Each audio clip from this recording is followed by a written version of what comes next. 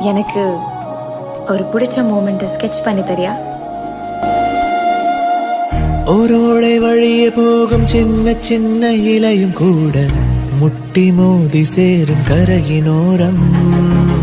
ஓர் பாதை முடியும் போது புதிய பாதை திறக்குமே, மெல்ல மெல்ல தோன்றும் விடியல் நேரம். தீராத காலம் ஒன்று இல்லையே, வாழ்ந்து செல்வோம், அன்பை தேடிவிட்டு செல்வோம்.